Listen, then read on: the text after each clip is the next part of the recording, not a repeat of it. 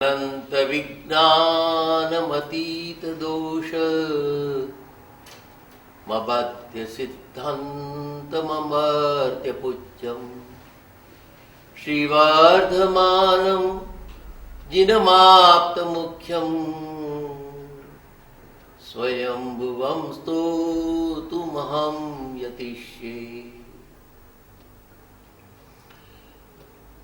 आ सुंदर श्लोक में आचार्य हेमचंद्रजीए कह્યું કે અનંત વિજ્ઞાન ભગવાન કેવા છે મહાવીર કે જેનું જ્ઞાન અનંત વિજ્ઞાન છે, અતીત દોષ જેનામાં કોઈ દોષ નથી, અબાધ્ય સિદ્ધાંત જેની વાણીમાં કોઈ જાતનો દોષ નથી અને ફેરફાર નથી, મમર્ત્ય પૂજ્યમ જેને દેવો પણ નમન કરે છે, મમર્ત્ય પૂજ્યમ શ્રી વર્ધમાનમ એવા દિવસ અને રાત પોતાના આત્માના ગુણોની અંદર વધી રહ્યા છે એવા વર્ધમાન સ્વામીને હું વંદન કરું છું. આ ધરતી ઉપર ભગવાન મહાવીર આવ્યા, એ દેવલોકમાંથી આવ્યા, પણ દેવલોકમાં આવતા પહેલા આપણે જોયું કે આપણે આ યાત્રા નૈસારથી શરૂ કરી હતી. નૈસાર એ અનેક ભવોમાં જીવનાર એવો એક આત્મા, એક એવા ભવની અંદર એને અંદર કડી લાગે છે કે એ કડીની અંદર એને દાનની વૃત્તિ, આ સાંકળની એક છેલ્લી કડી કે જ્યાં એને દાનની વૃત્તિ થાય છે અને આપીને ખાઉં આ વિચાર આવે છે, ત્યારથી આ નૈસારની એટલે ભગવાન મહાવીરની યાત્રાનો આપણે પ્રારંભ કરીએ છીએ. એના પહેલાના ભાવો હતા પણ એ એકડા વિનાના શૂન્ય જેવા હતા. સમ્યક એટલે પોતાનામાં જોઈને બીજામાં પણ આત્માને જોવું અને એ આત્મા માટે કંઈક ભાવના, આ એક દ્રષ્ટિ છે. એ સમ્યકની દ્રષ્ટિ નૈસારને જ્યારે થઈ ત્યારથી આપણે એની ગણતરી કરી. એકડો થયો એ પછીના 27 ભવમાં આપણે ઘણા ભવો આવે છે અને કેટલાય ભવો આવે છે કે જે નાના મોટા ભવ આવે. દરેક ભવનો કંઈક અર્થ છે, પણ આપણા જીવનની અંદર કેટલાય અડી જાય છે અને મારા જીવનને જે પ્રસંગો અડી ગયા છે અને જેણે એક જીવનમાં દ્રષ્ટિ આપી છે અને જે દ્રષ્ટિથી મને એવો જ વિચાર આવ્યો કે આ પ્રભુ મહાવીરનો જે ઉપદેશ છે, અહિંસા અને એકાંતવાદ, અપરિગ્રહ અને કર્મવાદ, આ ચાર વાત. અહિંસાને જગતના જીવોને અભયદાન આપીને પોતે પણ પાપમાંથી બચે છે અને બીજાના દુઃખોનું કારણ બનતો નથી. અને એકાંતથી બીજાના વિચારો સમજે છે અને પોતાના વિચારો એના ઉપર લાદીને એના વિચારોને, એના ચિત્તને આપણે દુઃખ ઉત્પન્ન કરતા નથી. એના વિચારને પણ આપણે સત્કાર આપીએ એટલે એને એમ ન થાય કે મારા વિચારને એણે દબાવી દીધા અને એણે પોતાની જ વાત મારા ઉપર બેસાડી દીધી. અપરિગ્રહથી આપણું જીવન સંતોષમય થાય અને આપણી જરૂરિયાત ઉપર આપણે મર્યાદા મૂકીએ અને એ વખતે થાય કે થોડીક વસ્તુઓથી, ઓછામાં ઓછી વસ્તુઓથી કેમ જીવવું, અને એ સાદાઈ આવે ત્યારે એક અંદરની સાધુતા ખીલી ઉઠે છે. અને કર્મવાદ એટલે આપણા જીવનમાં જે કંઈ બન્યું છે, બની રહ્યું છે, બનવાનું છે, એમાં કોઈને દોષ ન દેતા, કોઈને જવાબદાર ન બનાવતા આપણે કહું કે મેં કંઈક વાવ્યું છે એ જ ઉગ્યું છે. એટલે જે માણસ આ ચારે વાતને સમજી શકે છે એ આ જીવનને એક સમગ્રતાથી એ જોઈ શકે છે. અને આજની 21મી સદીમાં જ્યાં ઘણું કન્ફ્યુઝન છે, મૂંઝવણ છે, અનેક રીતાઓ જઈ રહ્યા છે અને જ્યાં ધનને કમાવા માટે જ કેટલાય વ્યાખ્યાનો અને આજે ચેનલો ચાલી રહી છે અને એમાંથી આજે લોકો પૈસા બનાવે છે. આપણી આ એક જ દ્રષ્ટિ હોવી જોઈએ કે ધર્મના નામે પૈસો બનાવીને જે માણસ જીવે છે એ પૈસો એને સુખ નથી આપતો, એને નિર્માલ્ય બનાવે છે. જેને લોકો કહે છે અર્પણ, કૃષ્ણાર્પણ, અર્પણ કર્યું એ નિર્માલ્યતા છે. એટલે જેમ બને તેમ માણસે જ્ઞાનથી, મહેનતથી, શ્રમ કરીને લો. એ ક્યારે આવે કે તમારી જરૂરિયાત ઓછી હોય તો. જરૂરિયાત વધારે હોય એટલે પછી તમારે સાચું ખોટું કરવું પડે. એટલે માણસે એ વિચાર કરવાનો કે ભાઈ મારી જરૂરિયાતને લીધે હું આ બધું કરું છું ને પાપ બાંધું છું અને ન કરવાના કામ કરું છું, ન બોલવાનું બોલું છું, અસત્ય, અન્યાય આ બધું આવે છે. એટલે આ ચાર વસ્તુઓ મને લાગી કે બહુ સારી છે. આ વસ્તુની આજે આપણે ત્યાં તો છે, પણ આજે પરદેશમાં જ્યાં યુનાઇટેડ નેશન્સની અંદર આ વાતની જરૂર છે. જે પહેલો યુદ્ધ અને બીજા યુદ્ધની અંદર આખું મહાભારત ઊભું થઈ ગયું અને મહાભારતને અંતે થાકીને કહેવું પડ્યું કે અહિંસા પરમો ધર્મ, non violence is A supreme religion કહેવું પડ્યું. આખું મહાભારતનું છેલ્લું શાંતિ પર્વ એને એ કહેવું પડ્યું. અને એને કહ્યું કે આ ગ્રંથ અનુસરવા જેવો નથી, સમજવા જેવો છે. આનું નામ ઇતિહાસ છે. ઇતિ ઇહ આસ, આ રીતે અહીં હતું. અને એની અંદર જે લોકોએ ખોટા કર્યા તો એ મોટા પુરુષો હોય, એ ધર્મરાજ હોય પણ જૂઠું બોલ્યા હોય તો એનો ધર્મ ત્યાંથી ઉતરી જાય છે. જે અધર ચાલતો રથ પણ જમીનને અડી જાય છે. કોઈ માણસ જુગાર રમે એટલે કોઈ સારો માણસ કહેવાય એવું પણ નથી. જુગાર રમે તો જુગારી એટલો ઉતરી શકે કે એ ધન પણ મૂકે, પૈસો પણ મૂકે, પોતાની જાતને પણ મૂકે અને સગા વાલાને એને પણ મૂકે. એને વિવેક ના આવે કે હું શું કરી રહ્યો છું. એટલે ખરાબ છે, ખરાબ છે એ બધું બતાવવા માટે મહાભારત એક ઉત્તમ ગ્રંથ છે. ઇતિ આસ, આ ધર્મ ગ્રંથ નથી, આ બતાવે છે કે અહીં આવી રીતે હતું, હવે તારે શું કરવું છે એ નક્કી કરવા માટે. એટલે છેલ્લે એમણે કહ્યું શાંતિ પરમા અહિંસા પરમો ધર્મ. મને એમ લાગ્યું કે આ અહિંસા યુનાઇટેડ નેશન્સમાં જરૂર છે, કારણ કે ત્યાં તો યુદ્ધ ચાલ્યા જ કરે છે અને વોર ફોર પીસના નામે એવી બ્રેઇન વોશ થયા છે કે યુદ્ધ એક દેશ પછી બીજો થાય અને યુનાઇટેડ નેશન્સને પણ એ માટે ઊભું કરે કે આ વિચારને સપોર્ટ આપે.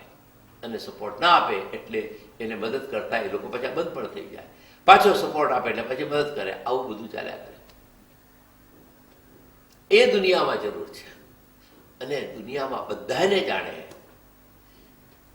મહાવીરને કોઈને જાણે, ક્રાઇસ્ટને જાણે, મોહમ્મદને જાણે, કૃષ્ણ ભગવાનને જાણે, રામચંદ્રજીને જાણે, બુદ્ધને જાણે, જરથ્રોસ્ટને જાણે, કોન્ફ્યુશિયસને જાણે, ટાઓઇઝમને જાણે, બધાને. પણ મને થયું કે આ લોકોને મહાવીર કે જે આપણા જીવનને અમૃતમય બનાવી દે, જીવનને પલટાવી દે, એ તો આ કોઈ જાણતા નથી.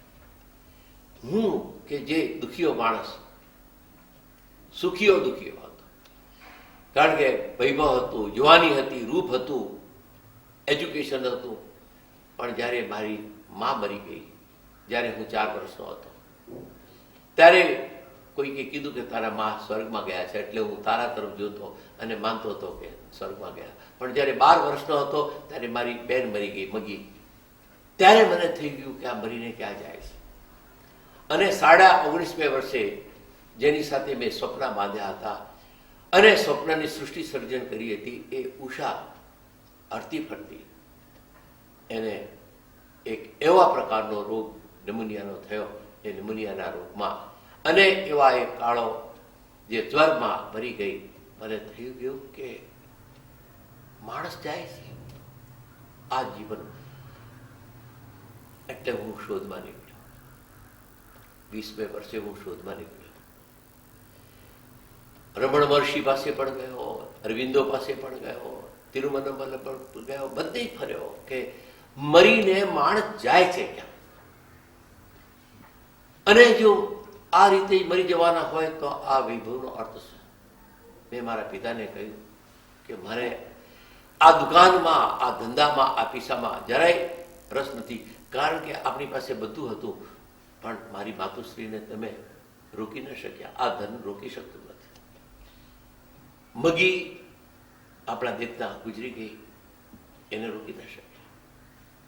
તો મારે જાણવું છે ક્યાં જાય. મારા પિતા પણ બહુ જ સમજુ, શાણા અને ઠરેલા હતા. એના હૃદયમાં ઘા હતો અને નાની ઉંમરમાં જ એણે વ્રત લીધા હતા.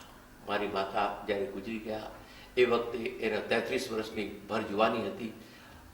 એ રૂપમાં ઘણા દેખાવડા હતા. એણે કીધું કે આજથી હું એની મા અને બાપ બંને બનું છું, બંને બાળકો. મારી મગી બહેન 9 મહિનાની હતી, હું 4 વર્ષનો હતો. અને એણે પ્રતિજ્ઞા કરી અગ્નિશર્કે, ગમે એટલા પ્રલોભનો આવ્યા પરણવા માટે, કોઈ જગતની બધી સ્ત્રીઓ મારી બહેન છે. અને હું જોતો કે આ જવાન માણસ જેમ હું મોટો થતો ગયો તેમ જોતો કે એ માણસ કોઈ વખતે એ ફ્લર્ટી પણ નહીં. અને અમારે ત્યાં ઘણી કન્યાઓ આવે પણ એ જો હસે બસે કે નગ બેટરી કંદડીમાં કે હસો નહીં, કામથી કામ કરો, લઈને ચાલે. આ એક એની દ્રષ્ટિ. એટલે હું જે આ શોધમાં નીકળ્યો એટલે મારા પિતાએ મને કહ્યું કે જા. અંતે હું આચાર્ય આનંદ સાગરસુરી પાસે પાલિતાણા ગયો અને ત્યાં એમણે મને કહ્યું કે મારી પાસે આનો ઉત્તર નથી, અને જે ઉત્તર જાણે છે એ મૃત્યુની પેઢી પાર હોય છે. આને તો તારે અંદર જવું પડશે, ત્યાગ કર. 4 વસ્તુ જોશે. પહેલા તો વસ્તુઓ માટેનો જો મોહ છે એ છોડે, ત્યાગી બન, દીક્ષા લે અને સ્વાધ્યાય કર. ભાણ પહેલા શાસ્ત્રો વાંચ. હું કહું એ નહીં, તું સમજ દરેક શાસ્ત્રો.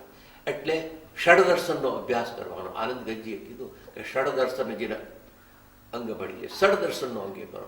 એટલે વેદાંત, સાંખ્ય એ મારે કામમાં લાગ્યા. કારણ કે યુનિવર્સિટીમાં હું જ્યારે કમ્પેરેટિવ વર્લ્ડ ભણાવતો હતો, આ ભણેલો હતો તો ત્યાં કામ લાગ્યું. એના માટે મને ત્યાં એ લોકોએ NYU જોબ આપ્યો, જે ફોર ક્રેડિટ કોર્સનો MA.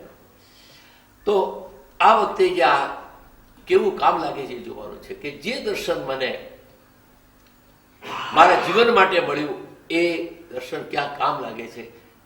એટલે અહીં પણ 6 દર્શનનો અભ્યાસ કર્યો. પછી ગુરુએ કહ્યું કે હવે મૌન રાખ. એટલે કામ સિવાય બોલવું નહીં. એટલે મૌન વ્રત લીધા. પછી કે ધ્યાન કર, અને ધ્યાનની પ્રક્રિયા આખી બતાવી. એમાં પદસ્થ, રૂપસ્થ, પિંડસ્થ, રૂપાતીત, જે આજે 4 પ્રકારના ધ્યાન, અને પછી ધર્મ ધ્યાનમાંથી શુક્લ ધ્યાનના 4 પાયા, એમ કરીને ધ્યાનના પ્રકાર. જાઓ ઊંડા. જેમ જેમ તમે ઊંડા ઉતરતા જાઓ તેમ તેમ તમે ભાવનાની અંદર ભવનો નાશ કરતા જાઓ છો. પ્રકાશ વધારેમાં વધારે આવતા જાય. જેમ અરુણોદય થઈ ગયો પછી સૂર્યોદય થાય, એનાથી અજવાળું વધારે આવે. આપણા અંદર આપણે જ્યારે જઈએ છીએ ત્યારે આપણને વધારેનો વધારે પ્રકાશ મળે છે. અને એ પ્રકાશથી એક દિવસ આ જે ગુરુની જે વાણી સાંભળી, માર્ગદર્શન કર્યું. અને ગુરુએ એક વાત મને બહુ સારી વાત કહી કે ગુરુ તે છે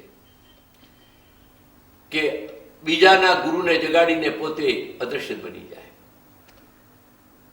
અને આજ હું એ જ માનું છું. હું મારો ગુરુ બનું, બીજામાં રહેલા ગુરુને જગાડીને હું મારી સાથે એ હું ભૂલ કરું ત્યારે મને જગાડતો રહે. અને અંદરનો ગુરુ માણસે દરેકે રાખવો જોઈએ. કે કારણ કે એવી કોઈ અંધારી ફળ આવે, એવી લપસણી ફળ આવે, એમાં આપણે પડવાના હોઈએ. એ વખતે ગુરુઓ કોઈ ન હોય, પણ અંદરનો ગુરુ હોય તો એ કહે છે કે કાં જા રહા હૈ, તું ક્યાં જઈ રહ્યો છે. અંદરનો ગુરુ જગાડવાનો. અને એમને મને એ રસ્તો બતાવ્યો.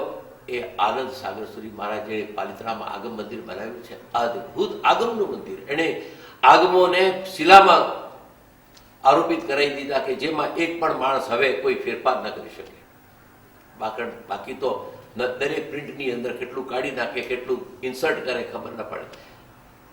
એ આનંદ સાગર, જે જ્ઞાનના સાગર હતા, એણે મને એમને કહ્યું કે આ રસ્તા છે.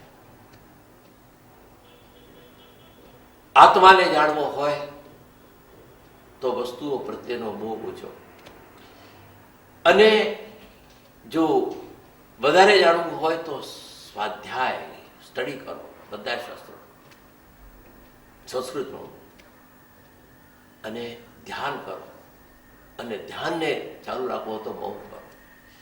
તો તપથી અને ત્યાગથી શરીર ઉપર કંટ્રોલ આવે, ઇન્દ્રિયો ઉપર, મનથી વાણી ઉપર કંટ્રોલ આવે, અને ધ્યાનથી મન ઉપર કંટ્રોલ આવે. અને આ ત્રણથી જ કામ લેવાનું છે, મન, વચન અને કાયા. આ ત્રણેયના માટેના આ ત્રણ સાધનો છે, ત્રણેયને માર્ગદર્શન. આ પ્રભુ એટલે ભગવાન મહાવીરનો કહેતું આ રસ્તો. એટલે મને આ શોધતા શોધતા એક દિવસ જ્યારે વિહારમાં જતો હતો અને અનુભવ થયો કે આ જે ઠેકાણે આ ખરી ગયેલું ફૂલ અને જ્યાં બીજ આજે કેવું વસંત ઋતુમાં ખીલી ઉઠ્યું છે, ત્યારે લાગ્યું કે એક બીજ હોય, એ વાવ્યું હોય તો પણ ઉગે છે. આત્મા મરી જાય છે પણ એનામાં જે સંસ્કાર હોય એ સંસ્કાર લઈને પુનર્જન્મ લે છે. એ ખેડૂત પણ જાણે છે કે પુનર્જન્મ છે. એટલા માટે તો એ સારામાં સારું બિયામણ લઈ અને જમીનમાં રેડે છે, અને જેવા તેવા ઘઉં હોય એના લોટ બનાવીને પોતે ખાઈ લે છે. એ કહે છે કે એક દિવસ તો રોટલો બગડે છે તો વાંધો નહીં, પણ જે આખા વર્ષનું જો બિયામણ ખરાબ હશે તો મારી ખેતી બગડી જશે, વરસ બગડી જશે. વાવો એ સારું વાવો, હલકું વાવવાનું નહીં. એક ભાઈ છે, બધા ખોટા પૈસા જઈને ભંડારમાં નાખી આવે. મેં કીધું કેમ? તો કે ભગવાન ખોટાઓને સાચા બનાવે તો મારા પૈસા પણ ત્યાં સારા થઈ. એટલે માણસો આવા પણ હોય છે. ભગવાનને શું સમજે છે કે ભગવાન એટલે પતિત પાવન, હું ગમે તે કરું, ભગવાનને ચરણે ગયો છૂટી ગયો. એટલા જ માટે ઘણા ખોટા કરનારા માણસો ઘણા ખોટા મકાનો બાંધે છે, અને એને પછી લોકો એક્ઝિબિશન તરીકે જોવા જાય. પરમાત્માનું દર્શન કરવા કોઈ જોતા. આપણે મંદિર બાંધવાના છે, આ મ્યુઝિયમ બાંધવાના નથી. મંદિરની અંદર માણસ પગ મૂકે અને પરમાત્માનું દર્શન થાય, ભાવના બંધાઈ જાય, શાંત વાતાવરણ હોય, અને એવું થાય એ જરૂરી છે. અને આવા રીતે આજે આપણે તમે જુઓ, પ્રદેશના અંદર કેટલા ચર્ચમાં ગયા પછી કોઈ અવાજ નહીં કરે, આપણા મંદિરમાં ધમાલ કરે અમે ન રહે નહીં. અને જેટલો વધારે ધર્મી એટલો વધારે ધમાલ કરે, એટલા ગીતો ગાય, એટલો હોમ કરે, અને રસ્તામાં આખા કાનમાં જો કરે હરિઓમ હરિઓમ કરે.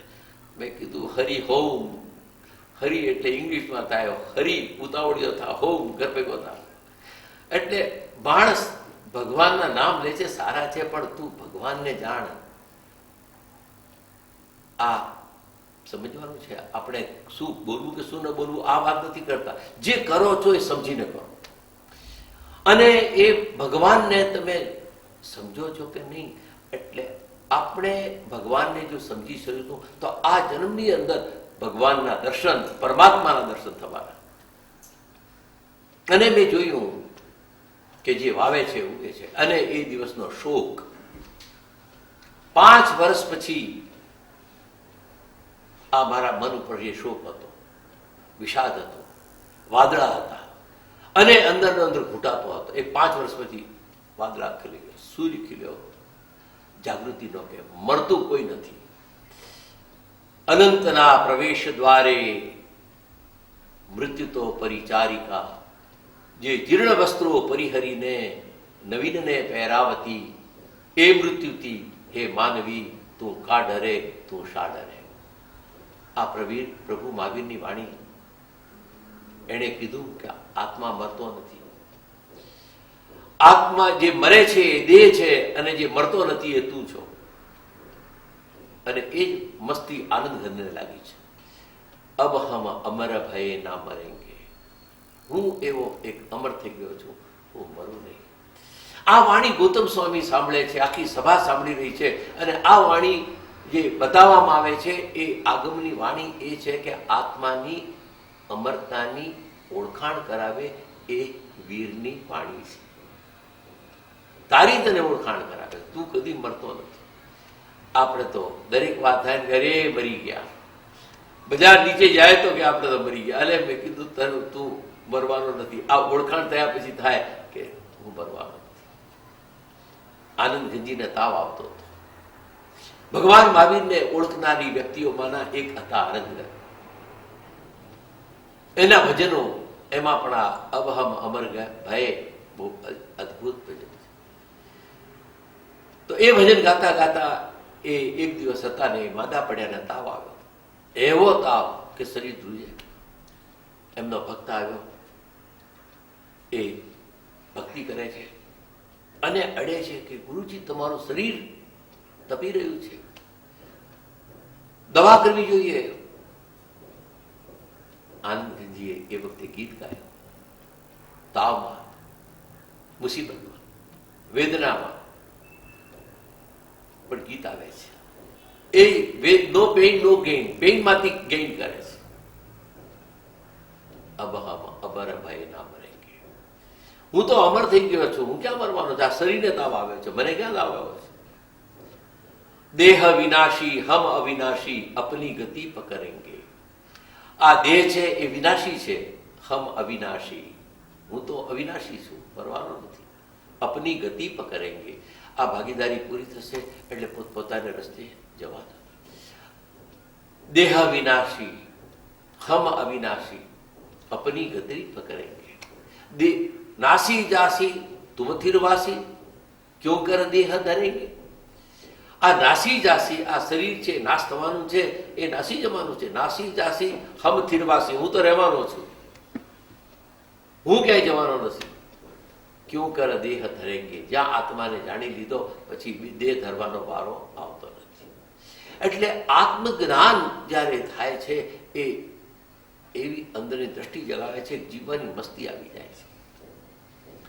અને એ મસ્તી આપણને આવી જાય ત્યારે અહીં પણ એ બતાવ્યું કે જે વાયુ છે ઉગે છે આ વસ્તે. એટલે આ કવિતા બહુ સારી છે કે અનંતના પ્રવેશ દ્વારે મૃત્યુ તો પરિચારિકા.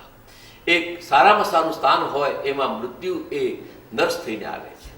આ જૂના કપડા હોય ને ઉતારી નાખે છે, નવીનને પહેરાવતી એ મૃત્યુથી. એવી એ સુંદર પરિચારિકા છે, નર્સ છે, કપડા બદલાઈ નાખે છે, નવા પહેરાવે છે. એ મૃત્યુથી એ માનવી તું કાં ડરે, તું શા ડરે. આ એક મસ્તીનો અનુભવ છે ભાઈ. એક ભગવાન મહાવીર જો ચડી જાય તો મસ્તી આવી જાય. ગૌતમ સ્વામીને તો આવી ગયો. ગૌતમ સ્વામી કહે છે કે મારે મુક્તિ નથી જોઈતી, તારી ભક્તિ જોઈ છે. અને એટલા જ માટે એના દેખતા ઘણા એના શિષ્યો મુક્તિ ગયા. પણ એ મોક્ષ ક્યારે જાણે કે મહાવીરને છોડી દેવા પડે. પણ એક નહીં, મારે તો ભગવાન મહાવીર જોઈએ. એટલે અહીં પણ હવે આપણે આ પરમાત્મા મહાવીરનો માર્ગ જે મળ્યો, આપણે તો ભાઈ ન્યાલ થઈ ગયા. આપણે તો ન્યાલ થઈ ગયા, ખોબે ખોબે મળ્યું છે. અને આપણને એમ લાગી જાય કે હું છું, જીવો. પણ ડરી ડરીને રોજ મરવું એના કરતા, આ ભાવ મરણમાં મરે એના કરતા તું દેહ તો પળે પળ મરી રહ્યા છીએ, આત્મા મળતો નથી. જ્યારથી આપણે જન્મ્યા ત્યારથી મીટર ચાલુ થઈ ગયું છે. અને એ મીટર જ્યારે પૂરું થવાનો ત્યારે મીટર બંધ થવાનો. આપણું પણ એ જન્મની ક્ષણથી આપણે એ તરફ જઈએ છીએ. પણ જે જાઓ છો એ ક્ષણની અંદર એવો કિરણ નાખી દો કે એ ક્ષણ અમર બની જાય છે. જ્યારે આ અનુભવ થશે ને, મરવાનો ભય નીકળી જવાનો. અને હું માનું છું કે આપણી સાધના એવી હોય, અને એ સાધના થઈ છે, આપણે જાગી થાય છે, એ જોઈ છે. અને એ માટે આ ભગવાનનું જે આ જીવન છે એ મને તો સુખી કરે છે. મને એમ થાય કે સૌને સુખી કરે. એ શુભ ભાવના સાથે શુભ થાવ આ સકલ વિશ્વ, એવી ભાવના નિત્ય રહે.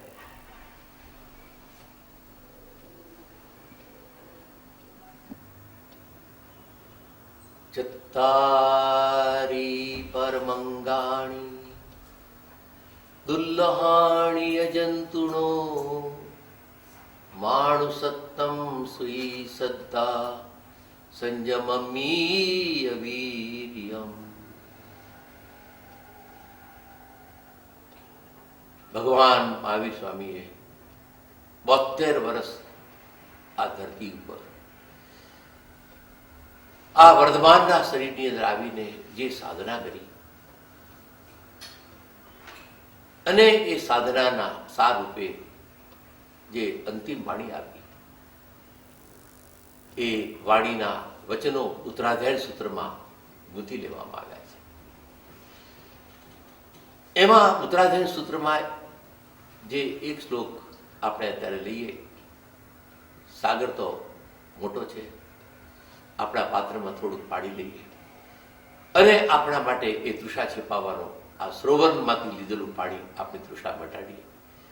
એમ આ ચત્તારી એમને કીધું કે આ 4 વસ્તુઓ બહુ જ મહત્વની છે દુનિયામાં. માનવ થવું બહુ મુશ્કેલ છે. માનવ જન્મ મળે પણ એમાં માનવતા મગમગતી ખીલે, માણસાઈ આવે. અને એ માણસાઈ કેમ આવે એની હવે આ વસ્તુ બતાવે છે. પછી બીજી વાત એ કે કોઈ પણ જાતના પૂર્વગ્રહ વિના શ્રવણ કરો, સાંભળો. એમાં પૂર્વગ્રહ નહીં. આને આમ કહ્યું તો આનો જવાબ આ છે એટલે ઘણા લોકો સાંભળતા નથી, જવાબ જ તૈયાર કરતા હોય છે. એટલે એ ગમે એટલું સાંભળે પણ એ જવાબ દેવામાં એ બધું ધોવાઈ જાય છે. ત્યારે જેવી રીતે પાત્ર એ જળ લેવા માટે રહે છે એવી રીતે આપનું મન પણ એ શ્રવણ કરવામાં, પરમાત્માની વાણી સાંભળવામાં. એમાં એમ ન થાય કે આની વાણી છે તેની વાણી છે. જો મનભેદ થઈ ગયો તો પછી મતભેદ થવાનો અને પછી એ વાણીનું પાણી થઈ જવાનું. ત્રીજી વાત કે આ સાંભળ્યા પછી ઘણાને શ્રદ્ધા થવી જોઈએ. Immovable faith moves the mountain. એવી શ્રદ્ધા હોય કે પર્વત હાલી જાય પણ પોતાની શ્રદ્ધા ન હાલે. કે આ કારણ કે આ શ્રદ્ધા બિલીફમાંથી નથી આવી પણ સમજણમાંથી આવી. કોઈએ કહ્યું એટલા માટે નહીં.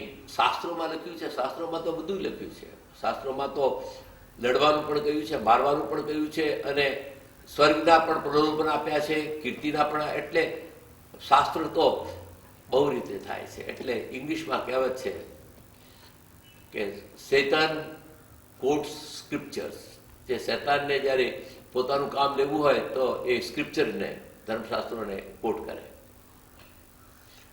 તો માણસ પોતાના માટે તો સ્વાર્થ માટે બધું જ કરવાના, એ બધી ધર્મની વાતો કરે પણ અંતે જુએ કે મારા પોથી ઉપર પૈસા કેટલો આવ્યો છે. એની આખી નજર એના ઉપર હોય. અહીં પણ જે શ્રદ્ધા, જે તમને સમજણ પડી છે એ પ્રમાણે શ્રદ્ધા. અને શ્રદ્ધા થયા પછી સંયમમી વીર્યમ, આત્માનું એવું વીર્ય જાગે કે આ હું કરીને જ રહેવાનો છું, કેમ ના કરું. જે વીર્ય બળે કરીને આખી સૃષ્ટિ આ પોતે સર્જન કરે છે એ આત્મવીર્ય પ્રગટે છે. એટલે જે સાંભળ્યું છે, જે શ્રદ્ધા કરી છે એનો એ અમલ થઈ જાય છે. સંયમમી વીર્ય. આ ઉત્તરાયણનો આ એક જ શ્લોક છે. એવા તો ઘણા શ્લોકો છે ભાઈઓ. અને એ એક શ્લોકે એવો જગાડી દીધો કે ભાઈ હવે એમને બતાવ્યું કે માણુસત્તમ, માનવતા આવી કેમ કહેવાય, કેમ ખીલી કહેવાય. ત્યારે એમણે કહ્યું કે ઇષ્ટેષુ જીવેષુ કૃપા પરત. એ આખો શ્લોક છે, એની આ કડી છે કે દરેકના જીવો ઉપર તમને દુઃખી જોઈને દયા થાય, કરુણા થાય અને એનું દુઃખ તમારું દુઃખ સંવેદના કરો. તો એનો આખો એક શ્લોક છે જે મૈત્રી ભાવનું ગીત છે. એ પ્રભુના વાણીનો સાર છે. પ્રભુએ જે કર્યું આખું 4 કડીઓ છે મૈત્રી ભાવનું ગીત. પણ એ આખી એક ક્રીમ છે, નટશેલ. સત્વેષુ મૈત્રીમ ગુણીષુ પ્રમોદમ ક્લિષ્ટેષુ જીવેષુ કૃપા પરત્તમ માધ્યસ્થ ભાવ વિપરીત વૃત્તૌ સદા મમાત્મા વિદદાતુ દેવ. જે ભગવાનની આ વાણી સાંભળેલી છે એવા આ મહાપુરુષ આચાર્યે એમને કહ્યું કે આ માનવતા કેમ મગમગી ઉઠે, માનવતા કેમ મહેકી ઉઠે, માનવતા કેમ ખીલી ઉઠે? તો કે આ ચાર વસ્તુઓ હોય તો માનવતા ખરેખર ખીલી ઉઠે. સત્વેષુ મૈત્રી. સત્વ એટલે જેટલા જેટલામાં જીવ છે, જ્યાં જ્યાં ચેતના છે, જે લોકો ઉગે છે, જે લોકો ખીલે છે, એ બધામાં જીવ છે. ફૂલમાં પણ જીવ છે. જ્યારે ટાગોરના જન્મ દિવસે નંદબાબુ, જે એમના મુખ્ય ચિત્રકાર હતા, એમણે જે 5 ગુલાબના ફૂલો લાવીને આપ્યા અને જન્મદિવસની ભેટ ધરી, એ ફૂલોને જોઈને આંખમાં આંસુ આવ્યા હતા રવિન્દ્રનાથે છેલ્લે. નંદબાબુ કે કઈ ભૂલ થઈ કે આવા સુંદર ફૂલો તમે માથી છૂટા શું કરવા કર્યા? તમે એને કાપીને લઈ આવ્યા ત્યારથી હવે એ કરમાઈ જવાના છે. ત્યાર તો ખીલતા હતા, માનું ધાવણ મળતું હતું. નંદબાબુ, તમને આ ફૂલો જો સારા લાગ્યા હોત તો મને કહેવું હતું કે ચાલો ને આપણે બગીચામાં એક આંટો મારીએ, અને એ ફૂલોને હવામાં ડોલતા અને ખીલતા જોયા હોત તો આપણને આનંદ થાત, આંખોને આનંદ થાત, એને પણ ત્રાસ ન થાત, અને માથી ફૂલને છૂટા પાડવાનું જે આપણે એ જે દુઃખ આપવાનું કામ કર્યું એ પણ કરત.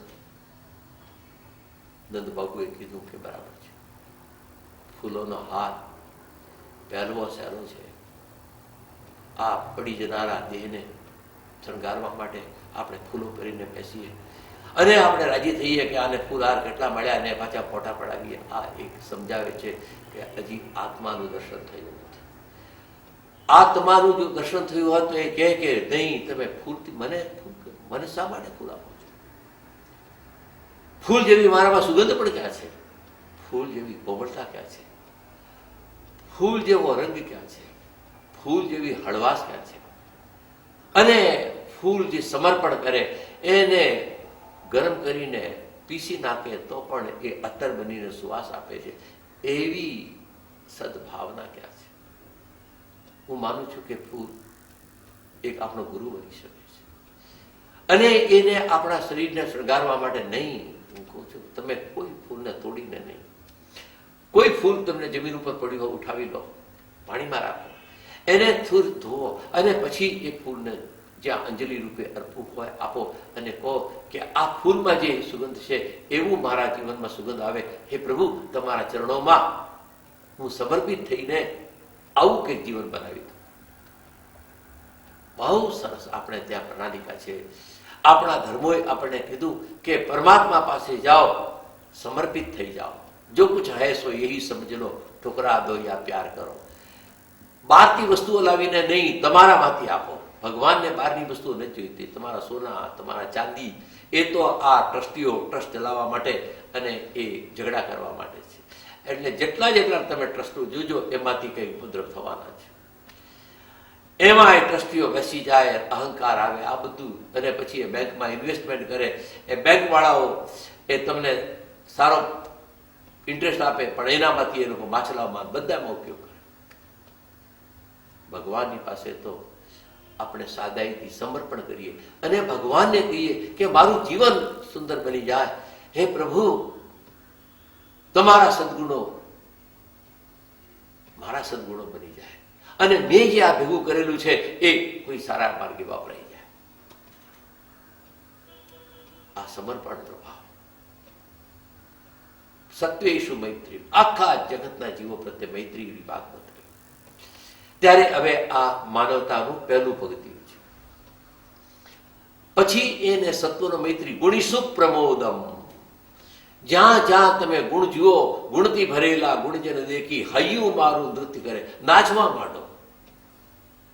નાચવા માંડો. અરે કેમ આમાં ગુણ છે, કઈ સારું જુઓ ને કેમ રાજી થાવ, કોઈ સારો ઉત્સવ હોય ને કેમ તમે બજારમાં નાચવા માંડો છો. અહીં કોઈ સારી વાતને જુઓ. જ્યારે તમે સારી વાતને જોઈને નાચો છો તો એના ગુણ તમારામાં આવી જાય છે અને તમારા દુર્ગુણ નીકળી જાય છે.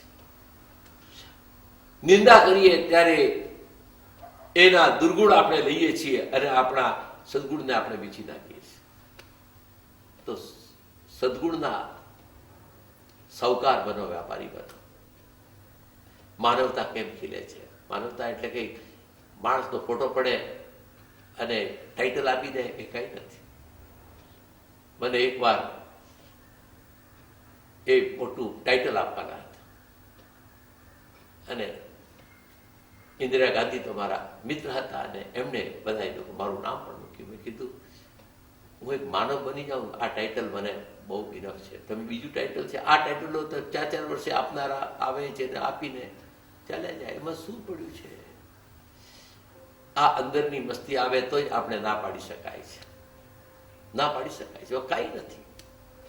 અને એ ટાઇટલ આપનારાના જીવનમાં પણ છે કે નહીં એ તમને કે માનવ રત્ન છો, જૈન રત્ન, પણ એનું જીવન જુઓ. એ જીવનમાં જો હોય તો એનું ટાઇટલ લઈને ફરવામાં આપણે આપણો અપમાન કરી રહ્યા છીએ.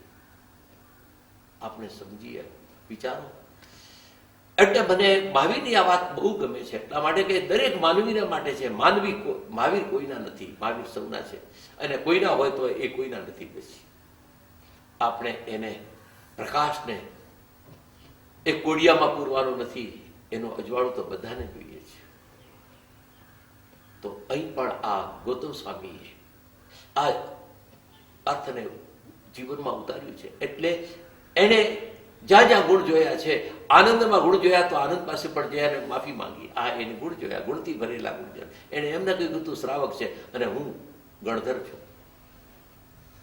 ત્રીજી વાત બતાવી કે ક્લિષ્ટેષુ જીવેષુ કૃપા પરત્વમ. દુખિયા માણસો હોય, ખરાબ કામ કરતા હોય, એના ઉપર પણ બે જાતની દયા, દ્રવ્ય દયા અને ભાવ દયા. જેની પાસે કંઈ ન હોય એને દ્રવ્ય આપો, એને પૈસો આપો, એને ખોરાક આપો, એને કંઈક દ્રવ્ય દયા આપો.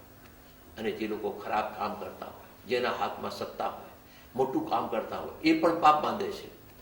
એ આ ભવની પણ આવતા ભવની દરિદ્રતા અત્યારે ખરીદી રહ્યા છે સત્તાને લીધે. એના ઉપર ભાવ દયા. દ્રવ્ય થકી જે દુખિયાની જે દયા, ધર્મહીનાની ભાવ. ધર્મહીન હોય એના ઉપર ભાવ દયા લાવે કે આ માણસ આ સત્તાનો દુરુપયોગ કરીને મરીને ક્યાં જશે. એ સત્તાને લીધે આટલા બધા માણસોને મારી નાખ્યા અને એનો પ્રશ્નો સૌ ઉકેલ આવ્યો. એને પોતાની સત્તાને ટકાવવા માટે એ ભયને લીધે એ બીજા લોકો જ્યાં ભય આવવાના છે કે નહીં એમ જાણીને એ યુદ્ધ કરીને મારી નાખે. એટલે આવા માણસો પોતાને મળેલી સંપત્તિ અને શક્તિનો દુરુપયોગ કરી અને ભાવ હારી જાય છે. એવાના ઉપર પણ આપણે તો દયા રાખવાની, એ ભાવ દયા છે કે આ માણસનું શું થશે, ક્યાં જશે. ત્રીજી વાત એ બધા એટલે દીન ક્રૂર ને ધર્મ વિહોણા. દીન અને ક્રૂર ઉપર તો ક્રૂર માણસ હોય કસાઈના ઉપર પણ કે આ શું ધંધા કરે છે. કબીર એકવાર બેઠા હતા અને બાજુમાં કતલખાનું હતું અને એ જીવોને પકડીને જાય. કબીર રોઈ પડે. કબીર એવા ભલા માણસ હતા. કબીર એટલે એક મસ્ત આત્મા હતી. એટલે એક દિવસ રોતા હતા અને એક સાધુ આવી ગયો, આ મૈત્રી ભાવનું ગીત ગાનાર. એવો એ સાધુ આવ્યો ને કે કબીરા તું કેમ રૂએ? તો કે આ ગલગટ્ટાઓ, મારે એની ઝૂંપડી એ છે, મારે પાસે બીજું કોઈ સ્થળ નથી, આ સવાર થાય છે ને હું રોઉં છું. એ સંતે બહુ સરસ વાત કરી. કબીરા તેરી ઝૂંપડી ગલકટ્ટન કે પાસ, કરણી આપકી જાएंगे તું ક્यों રહે ઉદાસ.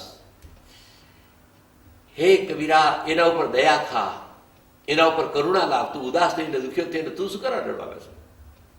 કબીરા તેરી ઝૂંપડી ગલકટ્ટન કે પાસ. કબીરે પણ આ મહાવીરની વાણી બધી પ્રશ્ન છે, કોઈની નથી. એટલે એને કીધું કે ગલગટ્ટા જે છે કરણી આપકી, એને ખરાબ કામ કર્યું છે, એ જશે, તું તો દયા લાવ, કરુણા લાવ, કે એ બિચારાનું શું થશે. રોવાને બદલે તું એના પર દયા કર. આ દયા કરુણા એટલે ત્રીજી ભાવના એ બતાવી. અને એમાંથી માનવતા ખીલે છે તો જ એના ઉપર દ્વેષ કરવાને બદલે દયા કરીએ. આપણું પણ કોઈએ બગાડ્યું હોય, ખાઈ ગયું હોય, રોજ એમ નહીં કરવા ખાઈ ગયું કે કદાચ પૂરું ભવનું હશે તો અપાઈ ગયું હશે, આ ભવનું લીધું હશે તો બિચારાનું શું થશે, એમ કરીને એના પર દયા કરીને છૂટી જાઓ. વસ્તુ તો છેલ્લે જવાની છે, તો પહેલા જતી હોય તો જવા દો. હળવા એટલા થયા. અને દાન એટલે એ જ કે છેલ્લે બધા છોડાવે એના કરતા તું છૂટી જાય, એનું નામ તે દાન છે. બીજા લોકો ઉતારી નાખે એના કરતા એક ભાઈએ બધા દાગીના નહીં પહેરવાની, આ બધી વીટીઓ બધી કેમ તો કે છેલ્લે બધા વીટીઓ કાઢી નાખે એના કરતા હું પહેરું જ નહીં. અને બધું એ સોનું હતું એ સારા દાનમાં મેં આપી દીધું. આ વાત ચોથી વાત બતાવી કે માધ્યસ્થ ભાવ બહુ મજાની વાત છે. કે દુનિયામાં આપણું ખરાબ કરે, ખરાબ બોલે, ખરાબ ચિંતવે, ઘણા પૈતરા કરે, પણ એક વાત આપણને ખાતરી થવી જોઈએ કે મારું જ્યાં સુધી પુણ્ય છે, મેં કોઈનું ખરાબ કર્યું નથી, એ કોઈ દડો ખરાબ નહીં કરે. અને જ્યારે મારું ખરાબ થવાનું હશે ત્યારે એક તણખલું પણ મને પાડી નાખશે, એક છીક આવશે અને મરી જશે. બગાસું ખાધું ને મરી ગયા. કારણ કે મૃત્યુ છે એ કોઈ દાડો એમ નથી કહેતું કે આ મૃત્યુ આવીને મરી ગયું.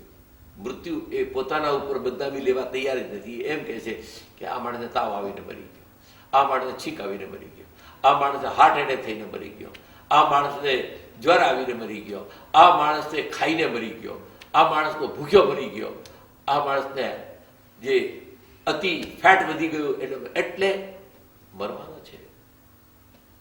પણ એ દોષ બીજા ઉપર. મૃત્યુ કોઈ દાડો પોતાનું રહેતું. એટલે જે જવાનું છે એ આપણે આપણા હાથથી છોડી દઈએ. એટલે એ ભાઈને મેં કીધું હું તમને નમન કરું છું. એ ગ્રસ્ત છે પણ સાદાઈનો એક જીવંત દાખલો છે. અને ભાઈઓ, કપડામાં જ સંતતા નથી. ઘણી વાર કપડાં આપણને છેતરપિંડી કરાવે છે. આપણે મને કે હું સાદું છું, મને જો પગે ના પડે તો મને આમ થાય કે તું મને પગે પડતો નથી. અરે તું સાધુ છે કે નહીં એ તું વિચાર કર. પણ ન પડ્યો એ તને વિચાર આવ્યો તું સાધુ છે જ નહીં. કારણ કે આટલો વિચાર આવ્યો, સાધુ તો વિચાર પણ ના આવે. એટલે સંત એ માણસને એવું થયું, મેં કીધું તમે ખરેખર ધન્ય છો. એને એ માણસને મેં જીવન છે એ તો બહુ મોટી સરસ વાર્તા છે કે એ જ્યારે એ પટેલને હું પગે પડ્યો ત્યારે પટેલે મને એક વાત બતાવી કે મને આ તમારા એક અપરિગ્રહથી જે મને એક વાક્ય મળ્યું છે એ મેં અહીં લખ્યું છે. તો મેં કીધું શું? તો એ વાક્ય મેં વાંચ્યું, સંતોષથી જીવન ગુજરે એટલું પ્રભુ આપજે, ઘર ઘર ગરીબી છે છતાં પણ દિલ અમીરી રાખજે. કે જ્યારથી હું આ શીખી ગયો છું કે પરિગ્રહ પરિમાણ સંતોષથી જીવન ગુજરે, મારું જીવન સંતોષથી ગુજરે એટલું પ્રભુ આપજે, એટલું તો આપજે. ઘર ઘર ગરીબી છે દુનિયામાં પણ દિલ અમીરી રાખજે, તારી દિલની અમીરાત તું આવીશ. પટેલ, મેં કીધું તમે તો ખરેખર પામી ગયા. અને એ માણસે જે જીવનની સાદાઈ કરી હતી કે એ પોતાના રોટલો બનાવે ને એ રોટલો પોતે અમને આપે અને ખવડાવીને ખાય. આ એ પટેલનું જીવન. આ નરસંડા અને ઉત્તરસંડાના રસ્તામાં આવતા આવતા મેં જ્યારે જોયું ત્યારે મને લાગ્યું કે માણસને પોતાનું જીવન પલટાવવા માટે બીજું કંઈ પલટાવવું પડતું નથી, કે દેશ પલટાવવો પડતો નથી, વેશ પલટાવવો નથી, મન પલટાવવાની જરૂર છે. મન બદલે તો મહાવીરે એમને કહ્યું કે એ રીતે કે ગૌતમ સ્વામીએ ને આ સમજાવ્યું. ગૌતમ સ્વામી એના ચરણોમાં બેઠા છે. હવે 72 વર્ષ પૂરા થઈ જવા આવ્યા છે. એમને 30 વર્ષે રાજ્ય છોડ્યું, 12.5 વર્ષની તપની સાધના કરી અને બાકીના વર્ષો આ જ્ઞાનની ધારા દુનિયામાં વસાવીને કેટલાય માણસોને ન્યાલ કરતા કરતા આ ગંગાની જેમ એ પોતે વહી ગયા. એમાં આ ગૌતમ પણ આવી ગયા અને આવા વિદ્યા નિધિ એવા ગૌતમ જો એનાથી પ્રતિબોધ પામ્યા હોય તો એ ઘડતર વાતથી નહીં, વાતથી તો વાત વધે, પણ એમનું જીવન, એમની દ્રષ્ટિ, એમનું વચન અને એમના જીવનની અંદર જે ધર્મનો સાક્ષાત્કાર થયો હતો એને લીધે આ પ્રગટો થયો છે. અને એ ગૌતમની આજે આપણે બધાએ જે ધર્મ પાળીએ છીએ એ આ ધર્મ બ્રાહ્મણો અને ક્ષત્રિયો, કારણ કે મહાવીર એ પોતે ક્ષત્રિય હતા. ક્ષત્રિયો, બ્રાહ્મણો, કુંભાર હતો, જે ટંક નામનો જે શ્રાવક હતો કે જેણે આ ચંદનબાળાના પ્રિયદર્શનાના કપડા ઉપર જે અંગારો નાખ્યો હતો એ ટંક પોતે પટેલ હતો. અને એવી રીતે હરિબલ મચી. એટલે અહીં તો ગંગાના નિર્મળ નીર છે, કોઈ પણ આવે પીએ એ પોતાની તૃષા છુપાવે છે. ગૌતમ સ્વામીને એમને ભગવાન મહાવીરે છેલ્લી દેશના દેતા જોયું પાવાપુરી નગરીમાં કે આને કેવળ જ્ઞાન થયું નથી ને એને મારા પર મોહ બહુ છે. આટલા જ્ઞાની છે પણ મોહ એક નાનકડું વચ્ચે આવરણ છે, એક પડદો છે, ટ્રાન્સપેરન્ટ છે, પણ એ ટ્રાન્સપેરન્ટથી ઓપેક છે. એટલે એમને ગૌતમ સ્વામીને કીધું કે ઇન્દ્રભૂતિ, એક દેવ શર્મ નામનો એક મોટો વિદ્વાન છે, એને ઉપદેશની જરૂર છે, આજે તમે ત્યાં જાઓ. તો ગૌતમ સ્વામી તો એક બાળક જેવા હતા, કહો એટલે ચાલ્યા, પ્રશ્ન પણ ન કર્યો અને ચાલ્યા ગયા. સાંજે એ ગયા, દેવ શર્મને પ્રતિબોધ કર્યો, દેવ શર્મને ઉપદેશ દીધો. દેવ શર્મ બહુ રાજી થઈ ગયો અને ત્યાંથી પછી બીજે દાડે નીકળે છે, સવારના બિહાર કરીને આવે છે. એ સમયમાં એ જુએ છે કે દેવો ને બીજા ને શોકનું વાતાવરણ ને બધા લોકો આ થઈ ગયા છે. અમાવસની રાત છે અને સવાર થવા આવ્યું છે. એટલે બધા લોકોને આ ઇન્દ્રભૂતિ જે ગૌતમ સ્વામી એ પૂછે છે કે આ શું છે? તો કે ભગવાન મહાવીર સ્વામી નિર્વાણ પામી ગયા. નિર્વાણ પામી ગયા. અરે આ શું બોલો છો? મને ભગવાને નજીક, હું તો એમનો સૌથી વાલો શિષ્ય, એને મને બોલાવ્યો નહીં. દુનિયામાં નિર્વાણ પામે પોતે જાય, હું તો સગાવાલાને બારગામથી બોલાવે, મને દૂર કાઢ્યો. અને ભગવાન તો બધું જાણતા હતા. આ સર્વજ્ઞે આપણે શું કર્યું? એને એટલો શોક થયો. એનો જો વિલાપ આવે છે ત્યારે ગૌતમ સ્વામી રડે છે બાળકની જેમ. આ 80 વર્ષના વૃદ્ધ પુરુષ એવા રડે છે જ્યારે ભગવાન 72 વર્ષના હતા. એ વખતે આ 80 વર્ષના હતા, 8 વર્ષે મોટા હતા. એ 80 વર્ષનો બાળકની જેમ રડે છે. વિલાપ, એક ગૌતમ વિલાપ એક કોઈક વાર સમય હોય તો સાંભળવા જેવો છે. એના હૃદયની અંદર એમ કરતા કરતા એ વીર વીર વીર વીર વીર કરતા રડતા રડતા મોઢાનું થૂક સુકાઈ ગયું, પાણી સુકાઈ ગયું, સલાઈવા સુકાઈ ગયું. એટલે વી કહ્યું એટલે કે વિતરાગ. અરે કે મહાવીર તો વિતરાગ હતા, એ તો કાચ હતો. હું એની સામે બધા જે જુદા જુદા ભાવો કરતો હતો એ મને દેખાતા હતા કે મહાવીર મને ચાહે છે, પણ હું મહાવીરને ચાહતો હતો. મહાવીર તો એક આદર્શ હતા, કેવળ જ્ઞાનથી એક સ્પષ્ટ હતા. એને કોઈ વાલું નહોતું, એનું કોઈ દુશ્મન નહોતું. એવી એક પરમ વિતરાગ અવસ્થાના એ મહાવીર હતા. એને તે મેં મારા માન્યા હતા. એટલે જ આ તોડવા માટે વીર વીર કહીને કહે છે, એવા વિતરાગ દેખાય છે. એને લાગ્યું કે જે એ વિતરાગ હતા તો હું પણ વિતરાગ છું. એટલે એ દોરો કપાઈ ગયો. જેવો પોતાને જાણ્યો તે જ વખતે એ પ્રભાતનું સમય છે, એકમનો દિવસ છે અને પ્રભાતમાં કેવળ જ્ઞાન થાય છે. એટલે લોકો દિવાળી મનાવે છે. જે રાતના ભગવાન મહાવીર નિર્વાણ પામ્યા તો એ ભાવ દીવો ગયો તો દવ્ય દીપાવળી, દીપોની આવળી કરો, દીવાની હાર માણસ શ્રેણી, ઘર ઘર દીવો જલાવો. કારણ કે એ અજવાળું તો ગયું અને હવે આપણે આ દ્રવ્ય દીવો પ્રગટાવો. એટલે દિવાળી એ રીતે. હવે સવારના બીજે દાડે એક દીવો બુઝાઈ ગયો, પણ કેવળ જ્ઞાનનો દીવો ગૌતમ સ્વામીમાં પ્રગટી ગયો. એટલે આપણે નવું વર્ષ માનીએ છીએ. આપણા જીવનમાં જ્ઞાનનું નવું પ્રભાત ઉગે છે. એટલે દિવાળી અને નવું વર્ષ આ મહાવીર અને ગૌતમના જે ઉપદેશ ઉપરથી જે મને ઉત્તરાધ્યયન સૂત્રમાંથી અને શાસ્ત્રોમાંથી જાણવા મળ્યું, મને એ રીતે દેખાયું કે આમાં એક પ્રકાશ છે અને એક પ્રકાશ જ્યોતમાં જ્યોત મળી જાય છે. આપણે પણ આ પ્રકાશને આપણા ઉતારીએ અને આપણા પ્રકાશને લાવીએ તો જ આ ભગવાન વર્તમાનનું એક જીવન આજની સદી માટે અને કોઈ પણ સદી માટે, કોઈ પણ કાળ માટે એક દીવાદાડી રૂપ અને પ્રકાશ રૂપ બની અને આપણને પરમ પદ, પરમ શાંતિ અને પરમાનંદમાં પહોંચાડવામાં એ ઉત્તમમાં ઉત્તમ ભોમ્યો અને સાથી બને એવી